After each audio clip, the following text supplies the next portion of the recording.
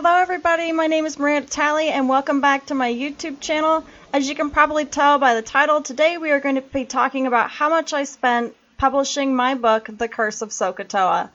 While you're listening, you'll also be watching me painting a wonderful, wonderful wolf picture. So let's just go right into the topic. I know that talking about money and how much you spend publishing can be pretty debatable, but I feel like there are writers out there who are like myself and could gain some insight as to how much you can expect to pay when publishing, self-publishing a book especially. So yeah, we're just going to look right into it. So I'm going to be breaking down the costs into different things that people normally spend for these items because honestly, I only paid for two things when I published my book, and that was it. That was going to be way too short of a video, so I decided to share with you some resources that I used to make my experience quote-unquote cheaper, so to speak. And a quick disclaimer, I'm not affiliated or sponsored by any of the resources that I'm going to be sharing with you today. This is simply me saying, hey, these are good resources, you should check them out if you think there's something you can use. They will all be linked in the description box down below. So, skipping the actual drafting and writing of the manuscript, we're going to be looking directly into the editing process. This is where some authors might begin to seek out a professional editor or maybe some beta readers. But for me, since I was a teenager when I was looking into editing my novel, I didn't have any money to invest in those things. So I also had no idea what a beta reader was. I didn't know that they existed. And ultimately, I decided, after doing lots and lots of searching, I ended up finding this website called critiquecircle.com, and I was able to do the brunt of my editing for Sokotoa through the feedback I got from that website. The website is free to create an account on, but the downside is that you have to read and comment on other people's works before you can post your own, so you have to critique what other people are posting about and earn a certain number of credits before you can use those credits to post a chapter of your story. However, you're almost always guaranteed at least one critique of whatever chapter that you post if you collect enough credits. And the feedback is always constructive criticism. Overall, I think it was a good experience. Nobody's really mean on there, so it's all feedback that's supposed to help you make your book better. So after spending months reading and critiquing other people's work, which had the added effect of me being able to see some things that I needed to work on in my own writing, I finally got all the comments and critiques back for Sokotoa. And I spent many more months revising it until eventually I had a manuscript that was ready to print. And all of that was free. The kind of feedback that I got for Sokotoa ranged from anything as little as, you spelled this name wrong, to something as grand as, they were looking for plot holes, maybe you should expand on this scene more, or pretty much stuff that you would get from beta readers, only imagine a whole panel of different people for each chapter of your book reading it and commenting on it. There were so many different people's voices and opinions and so much feedback to work through, and it really, really helped take my novel from being a 10K novella to an 80K manuscript. After I edited all of the manuscript for Sokotoa, I had a piece that I was pretty confident was good for publication. It had all of the plot holes were fixed. I was pretty satisfied with the story overall. So then skipping over the ARC readers and social media marketing at that point, which I talked more about in my previous video,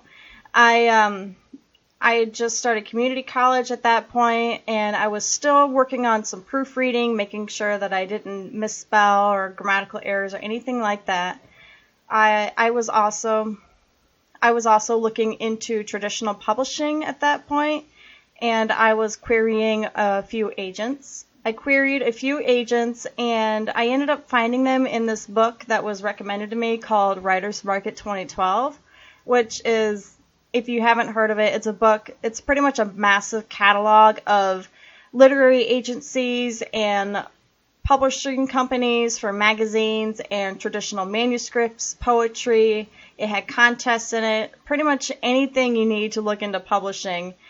And there was all kinds of information for people who are interested in traditional publishing. I highly recommend that you get this book if you haven't, just to take a look at it. You don't even have to buy it. I would borrow it from your local library because this book is released each year with updated agencies, and it even includes like some of their submission guidelines or where you can go to submit your work. And it's got some information on like what kind of genres they publish in. So I was looking through that book, and that's how I found the agencies that I ultimately queried when I was thinking about traditional publishing SOHCAHTOA. But of course, traditional publishing didn't work out since one agency never responded and the other rejected my story. Now, granted, you're supposed to submit more than 2 query letters to more than 2 agencies, but you know what? I was still pretty new to the industry at the time, and patience is not one of my strong suits. So after the agencies didn't work out, I decided to turn towards self-publishing. I had a job, but some self-publishing companies wanted thousands of dollars to publish my book, and I just don't have that kind of money. But then I remembered a while ago when I was still in high school, somebody had mentioned to me that Amazon had a publishing platform that I could check out if I was looking into publishing my novel, which at the time, it was still on the fence about it. So I did a little digging around, and that's how I found Createspace, or Kindle Direct Publishing as it's called now. This platform was simple for me to use, and it was free to get started. The magic 4-letter word, free, for somebody like me. Now, some authors hire out for the covers of their book, but I actually used a combination of Createspace's cover templates, Pixabay.com, and Lunapic.com for creating my cover. Pixabay has public domain images that you can use for commercial purposes, like the cover of your book. I also took one of those images and I edited it via Lunapic, which is another free website. I don't think you have to create an account for that either. And you don't have to create an account for Pixabay. You can just waltz in and use whatever you need to on it and then take your download and leave. But then I took my edited photo, and then presto, I added it into Createspace's cover template, and I had a book cover for my book. Now, in the future, I think I will hire out for the book cover, but for someone with not a lot of money to invest but still wanting their book published, I think that the cover turned out pretty well, all things considered. Createspace also had templates which I could use to format my book for actual binding and printing. Sadly, I did not take advantage of this right away and instead published my manuscript as is in my Word document. Not a good idea. The templates are free to use. All you have to do is download it and copy and paste your manuscript into it, and there you go. But I didn't do that at first. I also did not have to buy my own ISBN number for my book.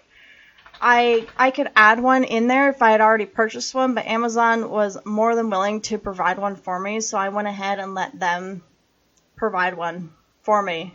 It wasn't until after my family had purchased a bunch of copies of it that I realized one of my biggest mistakes, besides the fact that I didn't format my book correctly.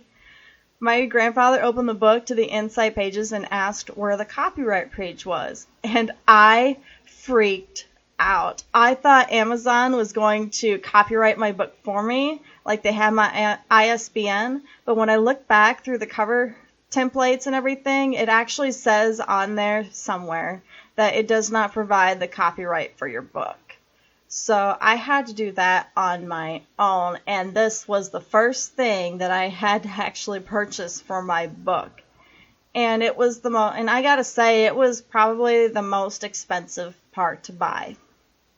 Now, I could have done what's called the poor man's copyright, where you mail your manuscript to yourself, and it's supposedly recorded in the Postal Service records in some way, but I'm no lawyer, and that sounded pretty sketchy to me, so I didn't think it would be credible enough to defend my book should a copyright violation come up.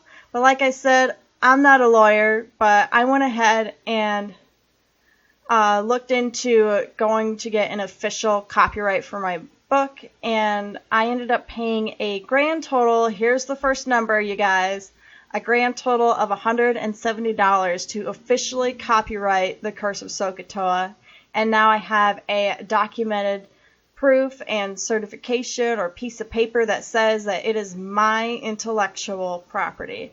And I felt so much better about having that rather than doing the poor man's copyright.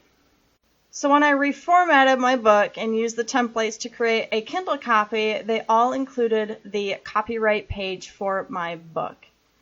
After that, I spent about $200 on paperback copies of my book so I could sell them to local businesses or display them at events or give them to friends as gifts. So for the publication of my book, the original publication, I only spent about $370 for the copyright and the hard copies to sell. Not bad, right? But going forward, though, I think I'm looking into having Sokotoa relaunched with fresh edits, extra content, and a new cover, and so far I've been investing more money into that. For my copy editor, I spent roughly $500, and I'm planning on spending $110 for a new cover. I make more money now at my day job, so I'm able to invest the excess into my writing. But if we count that so far, then I've spent a total of $980 on my book. So that's all I got for you guys today. I know that most of this video was just a story of how my book got published, but I hope that you will find the resources helpful as you work towards publishing your own books. Like I said before, I will leave the links to the resources I use down below. Again, I am not affiliated or sponsored by them. I just had a good experience with them and I wanted to share them with you all. If you like this video, then please feel free to like and comment down below. If you want to hear more about the writer's journey, then please feel free to subscribe to my channel. And if you're looking for something new to read, then feel free to check out my book, The Curse of Sokotoa, which I will also leave linked down below. The way that the novel is now is the product of all these resources, so if you're curious, then I highly recommend that you check it out. I hope that you guys enjoy my video, and I will see you guys next week with another one. Bye!